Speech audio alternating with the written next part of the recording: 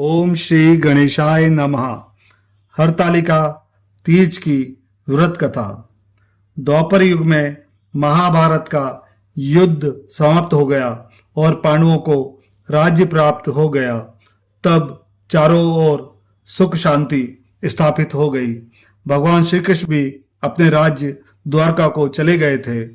बहुत दिनों के बाद एक दिन भगवान श्री कृष्ण स्वयं ही पांडवों का हाल जानने के लिए हस्तिनापुर आए। तब सभी पांडवों ने उनका बड़ा ही सत्कार किया। तब द्रौपदी ने उनसे पूछा, हे कृष्ण, हे मधुसूदन, आप आदि मध्य अंत से रहित हैं। आपकी माया का कोई पार नहीं है। आप सर्वज्ञ हैं और आप ही परमेश्वर हैं। आप मुझे ऐसा उपाय बताएं, हम स्त्रियों को समस्त प्रकार के रोग शोक और पापों से मुक्ति प्रदान करें और हमें सुख शांति प्रदान करें। आप कोई ऐसा उपाय बताएं जो कि हमको धर्म मार्ग में प्रेरित करे। यह सुनकर भगवान श्री कृष्ण बोले, हे द्रौपदी, तुम धन्य हो, क्योंकि तुमने केवल अपने लिए नहीं बल्कि समस्त स्त्री जाति के हित के लिए प्रश्न किया है। अब मैं तुम्हें ऐसा ही उपाय बताता हूँ। उस उपाय का नाम है हरतालिका तीज का व्रत। भगवान श्री कृष्ण ने आगे कहा, हे द्रौपदी, इस हरतालिका तीज के व्रत के अंतर्गत भगवान शंकर और माता पार्वती की पूजा की जाती है। भगवान शंकर अजर अमर हैं और महान योगी हैं।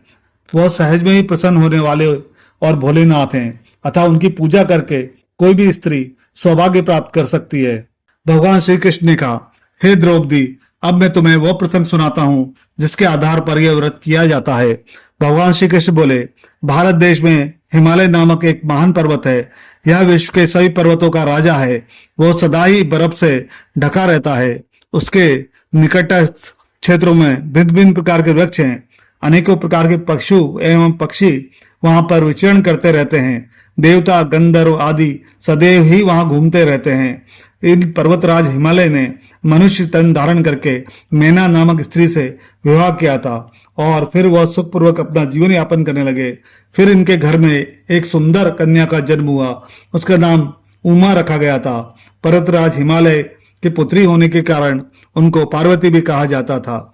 एक बार पर्वतराज हिमालय अपने महल में विश्राम कर रहे थे कि नारद मुनि उनसे मिलने के लिए आए। तब हिमालय ने उनका बहुत ही आदर किया और उनको उत्तम आसन प्रदान किया। फिर हिमालय ने अपनी पुत्री को वहां बुलाया और उन्होंने नारद जी से यह कहा, हे मुनिवर, आप तो त्रिकालज्ञ हैं, कृपा करके इस कन्या का भविष्य मुझे बताएं। यह सुनकर नारद मुनि ने कहा, आपकी कन्या सुलक्षणा है और सभी प्रकार के उत्तम गुणों से युक्त है, लेकिन इसका विवाह किसी परिवार विहीन, सुखों से उदासीन, तपस्वी और योगी व्यक्ति के साथ में ही होगा। यह सुनकर हिमालय अत्यंत चिंतित हो गए। फिर उन्होंने नारद मुनि से पूछा, हे मुनिवर, इसका कोई उपाय तो होगा। तब नारद मुनि ने कहा, हे मान, विधाता ने जो किसी के ललाट पर लिख दिया है उसे तो कोई भी मिटा नहीं सकता है, परंतु एक उपाय मैं बताता हूँ। मैंने इस कन्या के पति में जो जो गुण बताए हैं वो सभी गुण भगवान शंकर में हैं। यदि इस कन्या का विवाह उन भगवान शंकर के साथ में हो जाए तो इस कन्या का कल्याण ही होगा। यह सुनकर हिमालय ने पूछा, यह विवाह किस प्रकार संपन्न होगा, क्योंकि भगवान शंकर तो सदैव ही तप में लीन रहते हैं। तब नारद मुनि ने कहा, यदि तुम्हारी कन्या भगवान शंकर का ध्यान करते हुए तप करे तो वह प्रसन्न हो सकते हैं।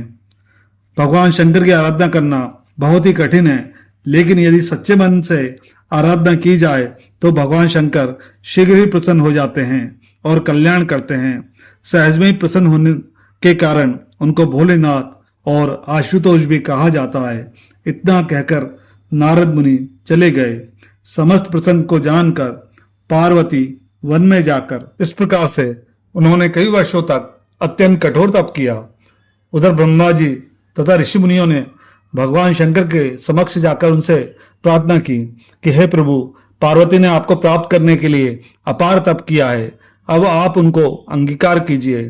तब भगवान शंकर ने कहा, तथास्तु, ऐसा ही होगा। अब उचित समय आ गया है और मैं शीघ्र ही पार्वती से विवाह करूंगा। यह सुनकर ब्रह्मा जी तथा ऋषि मुनि प्रसन्नता प्रकट करने लगे और भगवान शंकर की जय जयकार करते हुए अपने अपने स्थान पर चले गए। उधर पार्वती का कठोर तप निरंतर जारी था। फिर उस दिन भाद्रपद मास की शुक्ल पक्ष की तृतीया तिथि और हस्त नक्षत्र था। उसी समय भगवान शंकर वहां पर प्रकट हो गए और उन्होंने पार्वती से कहा, हे पार्वती, मैं तुम्हारी कठोर तपस्या देखकर अत्यंत प्रसन्न हुआ हूं। अब तुम मनवांछित वर मांग लो। तब पार्वती ने कहा, हे नाथ, यदि आप मुझ पर प्रसन्न हैं तो आप ही मेरे पति बने। आप मुझसे विवाह करके मुझे अपने चरणों में स्थान प्रदान करें। तब भगवान शंकर ने कहा, एवं मस्तु, ऐसा ही होगा। अब तुम अपनी तपस्या का त्याग करो और अपने घर जाओ। मैं शीघ्र ही तुमसे पानी ग्रहण करूंगा, चूंकि आज ही मैं तुम्हारी तपस्या से प्रसन्न होकर तुम्हारे समक्ष प्रकट हुआ हूं।